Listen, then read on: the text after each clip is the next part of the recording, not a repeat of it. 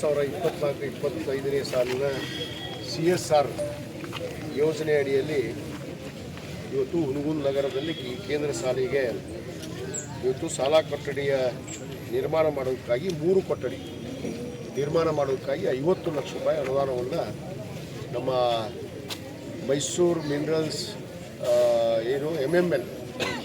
MML ಅಲ್ಲಿ ಈ ಒಂದು CSR ಫಂಡ್ ಆ CSR ಅನುದಾನದಲ್ಲಿ 50 ಲಕ್ಷ ರೂಪಾಯಿಯನ್ನು ಇವತ್ತು ನಮಗೆ ವಿಶೇಷ ಅನುದಾನ ನಾನು ಕೇಳಿದ್ದೇವೆ ಶಾಲೆ ಕಟ್ಟಡಿಗೆ ಇಲ್ಲಿ ಅಭಿವೃದ್ಧಿಗೆ ಆ 50 ಲಕ್ಷ ರೂಪಾಯಿಯನ್ನು ಇವತ್ತು ನಮ್ಮ ಕೇಂದ್ರ ಶಾಲೆಯ ಸುಮಾರು 50 ವರ್ಷಗಳ ಹಿಂದೆಯೇ ಇವತ್ತು ನಿರ್ಮಾಣ ಆದಂಥ ಶಾಲೆಗಳು ಇವೆಲ್ಲ ಪೂರಾ ದುರಸ್ತಿಯನ್ನು ಹೊಂದಿದೆ ಅವನ್ನೆಲ್ಲವನ್ನು ಕೂಡ ಇವನ್ನ ಡೆಮಾಲಿಷ್ ಮಾಡಿಸಿ ಹೊಸ ಕೊಠಡಿಗಳನ್ನು ಕಟ್ಟಬೇಕು ಅಂತೇಳಿ ಈಗ 50 ಲಕ್ಷ ರೂಪಾಯಿದಲ್ಲಿ 3 ರೂಮನ್ನು ಕಟ್ಟಡಕ್ಕೆ ಇವತ್ತು ಭೂಮಿ ಪೂಜೆಯನ್ನು ನೆರವೇರಿಸಿದೆ.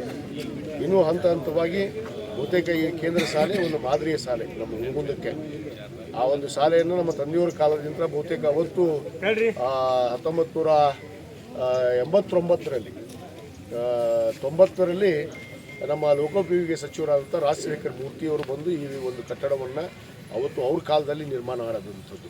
ತದನಂತರ ಇಲ್ಲಿವರೆಗೂ ಕೂಡ ಅಭಿವೃದ್ಧಿ ಆಗಿರಲಿಲ್ಲ ಅನ್ನೋದು ಹುನಗುಂದ ನಗರದ ಜನತೆದ್ದು ಕೂಡ ಇತ್ತು. ಈ ಕೇಂದ್ರ ಶಾಲೆಯನ್ನು ಮತ್ತೆ ಪ್ರಾರಂಭ ಮಾಡಬೇಕು, ಹೊಸ ಕೊಠಡಿಗಳಾಗಬೇಕು, ಇಲ್ಲಿ ಏನು ಒಂದು ದೊಡ್ಡ ಆವರಣ ಇರುವಂಥ ಒಂದು ಸ್ಥಳ ಇದು. ಅದಕ್ಕೆ ಇಲ್ಲಿ ವಿದ್ಯಾಸಂಸ್ಥೆಗಳಾಗಬೇಕು. ಈಗಾಗಲೇ ನಾವು ಹೊಸದಾಗಿ ಉರ್ದು ಶಾಲೆಯನ್ನು ಕೂಡ ಇಲ್ಲಿ ಪ್ರಾರಂಭ ಮಾಡಿದ್ದೀವಿ. ಅದಕ್ಕೆ ಇವತ್ತು ಆ ಕೊಠಡಿಗಳ ಭಾಳ ಅವಶ್ಯಕತೆ ಇತ್ತು. ಇಲ್ಲಿ ಮಕ್ಕಳು ವಿದ್ಯಾಭ್ಯಾಸಕ್ಕಾಗಿ ಅನುಕೂಲ ಆಗಲಿ ಅಂತೇಳಿ ಇವತ್ತು CSR ಫಂಡಿನಲ್ಲಿ 50 ಲಕ್ಷ ರೂಪಾಯಿ ವೆಚ್ಚದಲ್ಲಿ 3 ಕೊಠಡಿಗಳನ್ನು ಇವತ್ತು ಪ್ರಾರಂಭ ಮಾಡಿದ್ದೀನಿ. ಒಟ್ಟಾರೆ ಈ ಒಂದು ಪ್ರದೇಶವನ್ನು ಶಿಕ್ಷಣಕ್ಕಾಗಿ ಏನು ಮೀಸಲಾತಿ ಹಾಗೆ ಒಂದು ಕೇಂದ್ರ ಶಾಲೆ ಅಂತ ಏನು ಇತ್ತು ಅದರ ಮುಂದುವರಿಸಿ ಹೊಸ ಕೊಠಡಿಗಳನ್ನು ಇಲ್ಲಿ ಏನೇನು ವ್ಯವಸ್ಥೆಗಳು ಆಗಬೇಕಾಗಿದೆ ಆ ಎಲ್ಲ ವ್ಯವಸ್ಥೆಗಳನ್ನು ಅಭಿವೃದ್ಧಿಪಡಿಸೋದಕ್ಕೆ ನಾವು ಬದ್ಧ ಆಗಿದ್ದೀವಿ ಅನ್ನೋ ಮಾತನ್ನು ಹೇಳಕ್ಕೆ ಇಷ್ಟಪಡ್ತೀನಿ.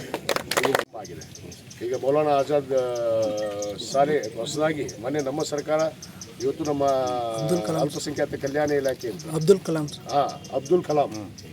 ಕಲಾಂ ಶಾಲೆಯನ್ನು ಕೂಡ ನಾವು ಇವತ್ತು ಪ್ರಾರಂಭ ಮಾಡಿದ್ದೀವಿ. ಇನ್ನು ಆ ಒಂದು ಕಟ್ಟಡ ಕೂಡ ಇವತ್ತು ಆಗಬೇಕಾಗಿದೆ. ಅವೆಲ್ಲವನ್ನು ವಸತಿ ಶಾಲೆಗೆ ಹೆಚ್ಚಿಗೆ ಆದ್ಯತೆ ಕೊಡಾಗತ್ತಲ್ಲ ಸರ್? ವಸತಿ ಶಾಲೆಗೆ ಹೆಚ್ಚಿಗೆ ಆದ್ಯತೆ ಕೊಡಾಗತ್ತೆ ಸರ್. ಈಗ ಇದ್ದಂಥ ಶಾಲೆಗಳಿಗೆ ಸ್ವಲ್ಪ ಅಭಿವೃದ್ಧಿ ಆಗಬೇಕಲ್ಲ ಸರ್? ಈಗಾಗಲೇ ನಾನು 2023ರಲ್ಲಿ ಶಾಸಕನಾದ ಮೇಲೆ ಒಟ್ಟಾರೆ ನಮ್ಮ ಶಿಕ್ಷಣ ಇಲಾಖೆಗೆ ನನ್ನ ಒಂದು ವಿವೇಚನದಲ್ಲಿ ಕೊಟ್ಟಿರುವಂಥ ಮುಖ್ಯಮಂತ್ರಿಗಳು ಕೊಟ್ಟಿರುವಂಥ ದುಡ್ಡಲ್ಲಿ 10 ಕೋಟಿ ರೂಪಾಯಿ ಅನುದಾನವನ್ನು ಕೊಟ್ಟಿದ್ದೀವಿ. ಅದು ಇಡೀ ಮತಕ್ಷೇತ್ರದ ಪ್ರಾಥಮಿಕ, ಪ್ರೌಢ ಮತ್ತು ಪದವಿ ಪೂರ್ವ ಮತ್ತು ಪದವಿ ಕಾಲೇಜನ್ನು ಕೂಡ ನಾವು ಇವತ್ತು ಹೊಸದಾಗಿ ನಿರ್ಮಾಣ ಮಾಡಿ ಮೊನ್ನೆ ತಾನೇ ಉದ್ಘಾಟನೆ ಮಾಡಿದ್ದೀವಿ. ಹೆಚ್ಚಿನ ಆದ್ಯತೆಯನ್ನು ನಾವು ಶಿಕ್ಷಕರಿಗೆ ಒತ್ತು ಕೊಡ್ತಾ ಇದ್ದೀವಿ.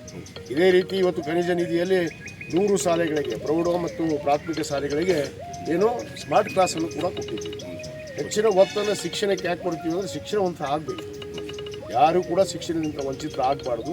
ಗುಣಮಟ್ಟದ ಶಿಕ್ಷಣ ಸಿಗಬೇಕು ಅನ್ನೋದು ನಮ್ಮ ಮೂಲ ಗುರಿ ಇದೆ. ನಮ್ಮ ಸರ್ಕಾರದ ಗುರಿ, ನಮ್ಮ ಮುಖ್ಯಮಂತ್ರಿಗಳ ಗುರಿ, ನನ್ನ ಗುರಿ ಕೂಡ ಅದೇ ಇದೆ ಅನ್ನೋ ಮಾತನ್ನು ಹೇಳ್ತೀನಿ.